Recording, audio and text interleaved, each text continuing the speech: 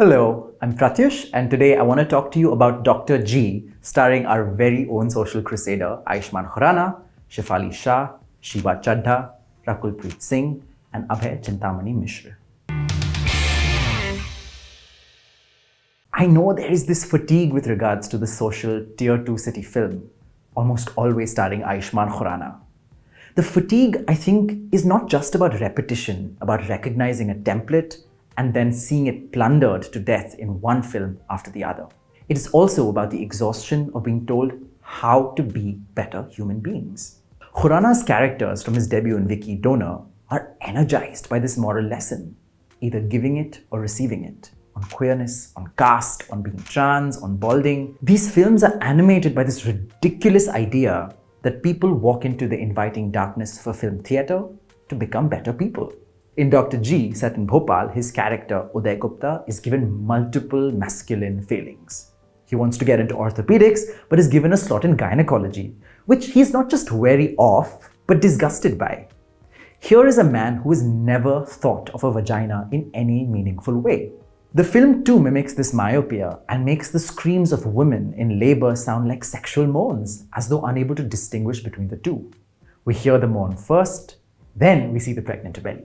But it's not just the vagina. Uday has never thought of woman in any meaningful way. He has never thought of love in any meaningful way. So this film is Uday's coming of age. He's first taught to distinguish sexual love from platonic love. In that odyssey, he's aided by his senior, Fatima, played by Rakul Preet Singh, and his best friend, Chaddi, played by Abhay Chintamani. Shefali Shah plays Dr. Nandini Srivastav, the straight-faced disciplinarian with a stare that can put any slab of muscle to shame. She allows Uday the space to make mistakes, flounder, and eventually find himself excited by and moved by gynecology. The remarkably hilarious and spaced out Shiva Chadha, his single mother, is given the burden of making him recognize that female desire does not dim after an age. She speaks of downloading Tinder without any shame, but with a little hesitation. And that hesitation is located in the worry about Uday's reaction. I can hear you grumbling. Do we really need stories of men where women are mere flashes of inspiration for men to become better? In this social genre crowded by masculine deformities, women, even if they're strong, articulate, passionate, excited, and fleshed out, are merely bends of a river. And that river, which seeks direction, is always the man. That is a fair criticism, the flip side of which is a genre where men are allowed to be shown apologizing for their masculinity. This is where I want to locate Dr. G. The naive idealism of the film, of the genre, is in this achievement: to make films like these, where you can have a Muslim and a Hindu pursue love, you can have a character named Shah Jahan, you can have an Amma and an Ammi, and yet not have any of it feel threatened by the world. In fact, nothing in this film seems threatening. The world is inherently good.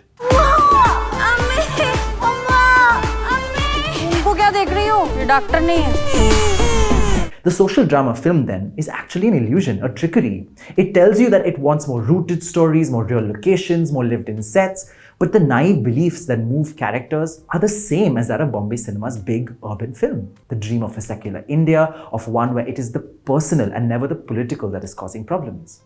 Dr. G begins with an unsteady energy. More than a film, it feels like a reaction, the kind of film that is so aware, so thoroughly tired of certain kinds of patriarchal politics and tropes that we see in cinema, that it wants to pitch itself as a reaction, a progressive rewriting of that politics, those tropes. So we have women ragging men, women feeling empowered enough to ask a man to spank them, a platonic friendship between man and woman, a platonic relationship between man and man. It feels too fragile because every character, every interaction feels like pin-ups in an argument, like a setup to educate someone. Though soon, among Uday's many masculine trippings, the film, written by Sumit Saxena, Saurabh Bharat, Vishal Vagh, and Anubhuti Kashyap, finds its tender storytelling impulse. There is a love with which the film treats almost every character. The limitation of Dr. G, directed by Anubhuti Kashyap, is that this love isn't cinematic. It flattens moments into plot points. When Uday delivers a child for the first time under strained circumstances, it's supposed to feel urgent, redemptive, emotionally exhausting, challenging, and eventually exhilarating. That rush of feeling never washes ashore. The film is always playing at an emotional distance.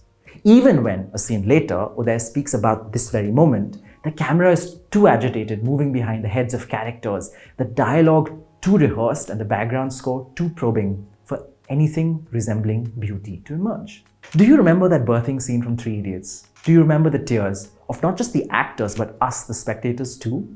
I'm beginning to feel that Ayushmann Khurrana is a much better reaction actor than an action one. When he speaks, either to pursue his ignorance or perform his illuminations, there's this nagging, bored wariness. But when he reacts, or when he is reacted to, these are bursts of luminosity, of emotional pungence. I want to end this review by bringing your attention to male friendship. Though the film begins with Chaddi, he's given the short end of the stick. He merely exits the film. But Dr. G does something tender with the homosociality of being a male buddy. This is a strong tradition in Bombay cinema where the men have more chemistry with each other than they have with the women. Dr. G recognizes this, even makes a joke about it, but continues to tap into it. Chaddi is always half naked. We are teased when Uday is massaging Chaddi's hair, the kind of loving attention we saw in a similar moment in Cobalt Blue last year on Netflix. To be clear though, in Dr. G, it's the man and the woman who kiss. But it is so unerotic, so technical, so chaste, so boring. I was reminded of what poet Hoshang Merchant said of such films, that the female presence is there to only lessen the homosexual sting.